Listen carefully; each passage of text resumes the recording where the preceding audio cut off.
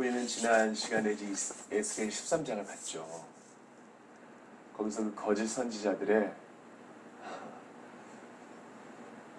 그 말도 안 되는 예언을 봤습니다. 지금 심판이 코앞에 다가왔는데도 평안하다, 다 잘 될 겁니다, 마음을 좋게 먹으세요, 하나님은 좋은 분이십니다, 이렇게 위로만 한다는 것입니다. 사실 오늘 14장도 그것과 이제 마찬가지 얘기인데요. 사람들에게 죄가 죄라고 알려주는 거, 이게 교회의 중요한 역할이고 교육자의 역할이고 모든 성도가 공유해야 할 직분입니다. 동시에 연약한 자, 즉 하나님 앞에 겸비한 자에게는 하나님은 회개하는 자를 다 용서하십니다. 하나님은 상한 마음 가지고 주께 나오는 자 다 위로하십니다.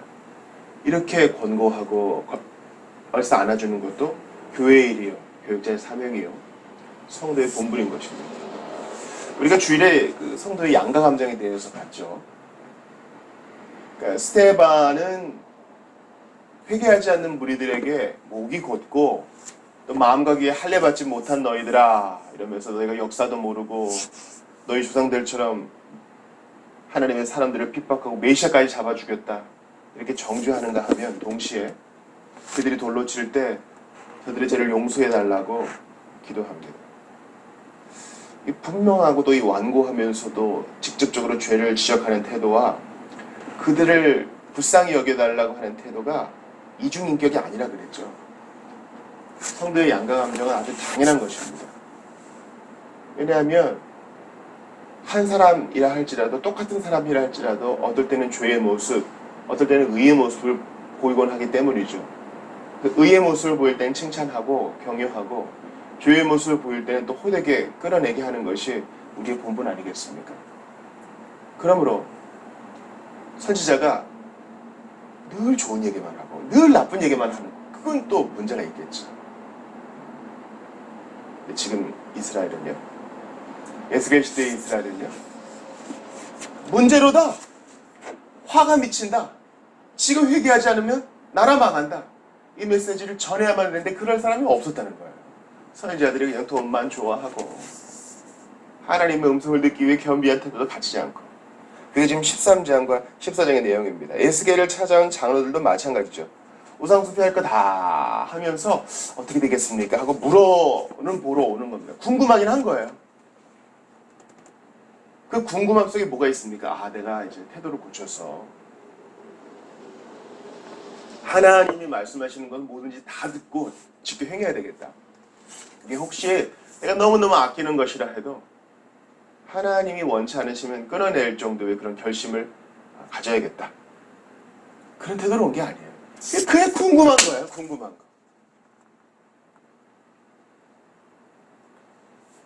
그래서 주님이 에스겔에게 말씀하시죠.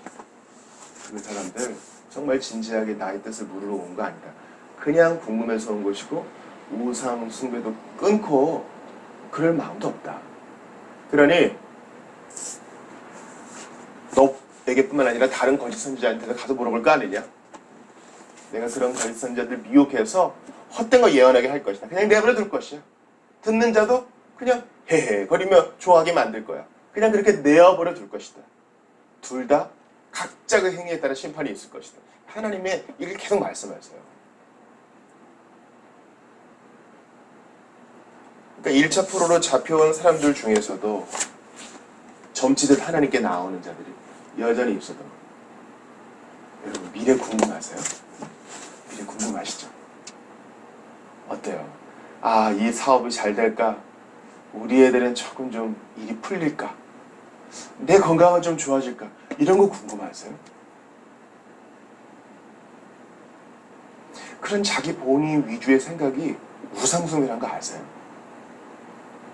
우리는 사나 죽으나 우리가 주의 것이로다 얘기하면서 하나님의 사업에 대해 별로 관심이 없어요. 요즘 뭐 주님의 사업이라는 얘기 잘 안 하죠. 저 어릴 때는 주의 사업이라는 얘기 많이 했어요. 하나님이 경영하시는 일에 대해 관심이 있냐고요. 그래서 우리가 스테반처럼 순교를 하든지 자연사를 하든지 어떤 식의 죽음을 맞이하든지 간에 이 땅에서 마지막 호흡을 토해낼 때까지 내 평생 소원 이것뿐 주의 일 하다가 이 세상 떠나가는 날 주 앞에 서리라. 녹슬어서 못 쓰게 되는 건 말고요, 사용하지 못할 때까지 쓰임 받다가 주의 사업에 쓰임 받았다가 가는 거예요. 내 아니만 생각하는 게 아니라. 여러분, 그 궁금한 거 알면 뭐 하겠어요? 하나님이 우리의 미래는 감추어 두셨어요. 당신의 손 안에 두시고 주님이 쌓아두셨다고요. 알아서 좋을 게 없어요, 여러분. 알아서. 그래서 감추어진 것을 알려고 너무 애쓰지 마세요. 여러분, 이건 역술이고 과학이고 재미입니다 하면서 운수를 알아보고 내 앞일을 물어보고 이런 분들 여러분 회개하셔야 돼요. 언제까지 그렇게 살 겁니까? 언제까지 그렇게 재미만 추구하다가 살 겁니까? 어떻게 내 본의의 일만 생각하다가 살겠어요? 주님의 일을 위해서 여러분 하시는 일이 뭡니까? 제가 한번 단도직입적으로 물어보겠습니다. 주님의 일을 위해 하시는 게 뭡니까? 그저 내 경건을 위해 성경 읽고, 그저 오늘도 내가 해야 되니까 의무스러운 기도만 하고, 그것으로 끝내서는 안 돼요. 정말 불타오르는 신자라면 다른 사람의 관심이 있게 마련이거든요. 너와 너의 자녀들을 위해 울라. 그거라도 해야 됩니다. 근데 우리는 너무 자기중심적이에요. 회개도 안 하고 회개할 마음도 없고 이 땅의 사람들과 같은 가치관을 품고 있습니다.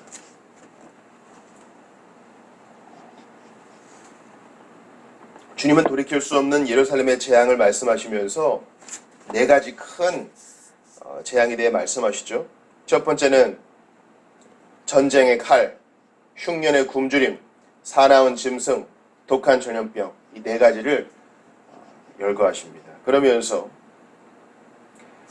그 나라에 이러한 네 가지 재앙이 임하는 나라에 노아, 다니엘, 욥과 같은 사람이 있어도 이 세 사람의 신앙 때문에 이 네 가지 재앙이 물러가지는 않을 거야. 그들은 자기 신앙으로 자기만 구원받을 뿐 자기 가족도 구원 못할 거야. 얘기합니다. 이 말은 뭡니까? 각자 자기 우상 버리고 각자 회개하고 각자 주님 붙들어야 된다는 겁니다. 자동적으로 난 노아의 친척이니까 그래서 구원받는 거 아닙니다. 노아 말을 듣고 방주에 타야 구원받는 거죠. 다니엘의 말을 듣고 다니엘이 하나님께 절을 해야 우상 숭배에서 보호받을 수 있는 것입니다. 욥처럼 순전히 주님을 따라야, 욥 근처에만 있는 게 아니라 욥처럼 진실하게 주님을 따르고 동방의 의인이라 칭함 받을 만큼 자기 죄에 대해 철저히 점검하는 자세가 있어야 이런 재앙을 피한다는 겁니다. 에스겔의 논조는 분명하죠. 여러분, 우리의 우상은요, 세상의 재물, 육체의 쾌락을 사랑하는 것, 돈을 자기의 신으로 삼는 것, 그리고 배가 그들의 신인, 우상이 될 수 있는 것. 우상, 어리석은 상이야. 아무것도 아닌 상이야. 진짜 아무것도 아닌 거야. 그죠? 그렇게 돈을 좋아했는데 돈으로는요, 좋은 의사, 좋은 병원은 구해줄 수 있을지 몰라도 생명은 담보할 수 없어요. 돈이 있으면 편리한 게 많죠. 그러나 우리는 체감할수록 점점 더 강한 것을 원하기 때문에 돈으로는요, 보이지 않는 것들을 살 수 없어요. 그냥 바닷가에 표류하면서, 망망대해를 표류하면서 바닷물 퍼마시는 겁니다. 우상 숭배가 남의 일이라고 생각하는 것은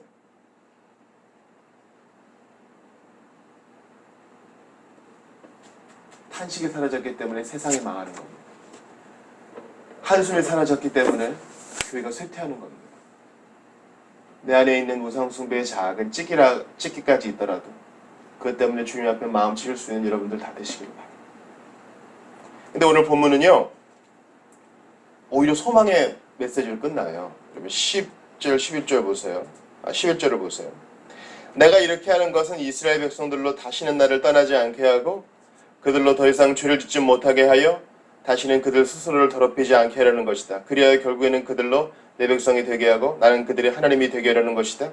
이는 나 주의 말이다. 아멘. 하나님이 이렇게 무섭게 거짓 예언자, 그런 예언자에게 뭐 점이나 치듯 물어보려고 오는 사람, 뭐 하나님 말씀을 들으러 왔습니다, 이런 헛된 자들 다 내가 심판할 것인데, 이렇게 하는 이유가 있어. 이런 경고라도 듣고 돌이키게 하려는 게 내 목적이야. 주님이 그렇게 말씀하십니다. 그들의 우상 숭배는 그들을 더럽힌다. 그들은 지금 똥오줌을 뒤집어 쓰는 것과 같다. 한 몇 년 안 씻고 냄새가 펄펄 나는 그런 사람과 같다. 우상 숭배가 그런 것이니 내가 어찌 그들을 그렇게 두겠느냐. 지금이라도 듣고 돌이켜라. 나는 그들의 하나님이 되기 원한다. 난 너희의 하나님이 되어주기를 원한다. 너희는 내 백성 되기를 원한다. 듣고 돌이켜라. 주님의 메시지는 소망으로 끝나요. 오늘 본문에 22절과 23절도 보세요. 그러나 보라, 그런 가운데서도 재앙을 피하고 살아남은 자들이 일부 있을 것이다. 그들도 포로가 되어 너희처럼 이 땅으로 끌려올 것인데, 이제 2차 3차 포로 말하는 거예요. 그때 너희가 그들의 사악한 행실과 가증한 행위를 보게 되면 내가 예루살렘에 내린 크고도 무거운 재앙, 곧 내가 그 성읍 위에 내린 모든 혹독한 일들에 대하여 내가 왜 그렇게 했는지 너희가 그 이유를 깨닫고 마음의 위로를 받을 것이다. 이렇게 된 것은 하나님 우리 정신 차리려고 주님이 하신 일이구나. 우리도 그래서 여기 온 거고 이 사람들도 그래서 끌려온 거고. 그런데 우리가 멸망당하지 않았네. 우리 목숨만 살려주셨네. 우리한테 기회를 주신 것이네. 그러면서 위로를 받을 것이라는 거야. 우리가 재수 없어서 그런 게 아니네. 그렇다. 그때 너희가 그들의 사악한 행실과 가증한 행위를 직접 보게 되면 내가 예루살렘 위에 쏟아부은 모든 혹독한 재앙들이 결코 아무 까닭 없이 그렇게 행한 것이 아님을 분명히 알고는 너희 마음의 위로를 받을 것이다. 이는 나 주 하나님의 말이다. 하나님 살아계시는구나. 그렇게 깨닫고 위로를 받을 것이라는 거예요. 병상에서 한 성도가 깨닫습니다. 내가 그동안 하나님을 많이 떠나고 주님을 배반하고 주님의 사업에 관심도 없고 내 욕심만 위해 살다가 이 사고를 당해 또 이 병을 얻어 이 침상했구나. 그러나 하나님이 목숨을 살려주시고 이제라도 깨닫게 하시니 거기서 위로를 받는 겁니다. 그래서 결심을 하는 겁니다. 자기 모습을 객관적으로 보고 결심을 하는 겁니다. 이 포로들도, 에스겔 시대 포로들도 그 이후에 포로로 잡혀오는 사람들을 보면서 하나님이 죄를 싫어하시는구나. 그래서 우리를 이렇게 누추하게 하셨구나. 지금이라도 돌아가자. 주님이 우리 하나님이 되실 것이다. 깨닫는 것입니다. 여러분, 예수님의 메시지는요, 세례 요한의 메시지처럼 처음부터 회개였어요. 회개하라! 하나님 나라가 가까이 왔느니라. 회개하라는 메시지는 마치 심판을 담보하듯 너 이제 큰일 났어 이런 것 같지만 바로 그 뒤에 말씀 보세요. 하나님 나라가 가까이 왔다. 이 말은 뭡니까? 회개하면 하나님 나라 들어올 수 있어. 위로로 끝납니다. 우리 주님은요, 그 더러운 우상 숭배에 빠진 자에게도 기회를 주시는 분이죠. 그러므로 여러분, 내일의 기회를 보장하지 말고 지금 믿으세요. 지금 의지하세요. 신자 여러분, 지금 마음 찢으세요. 지금 자기 돌아보세요. 오늘이 주님을 위해 살아갈 바로 그날입니다. 오늘이 주님의 사업에 헌신할 바로 그날입니다. 오늘 만나게 하는 사람들을 사랑하시고 오늘 주님을 섬길 기회를 주신 것을 귀히 여겨서 어떻게든 물질로, 마음으로, 기도로, 관심으로, 산들과 나눔으로 주님을 섬기세요. 우리는 기회의 땅에 살고 있어요. 이 기회를 날려버리지 마십시오. 회개할 기회, 주님 섬길 기회, 주님을 알아갈 기회, 모든 수단을 다 동원하여, 모든 기회를 다 동원하여, 모든 시간과 모든 열정을 다 쏟아 주님 앞에 마음 드립시다. 그럴 때 우상 숭배에서 벗어날 수 있고, 그럴 때 하나님이 원하시는 사람이 될 수 있습니다. 오늘도 주께 자신을 마음껏 내어드리는 헌신의 하루 되시기를 주의 이름으로 축원합니다.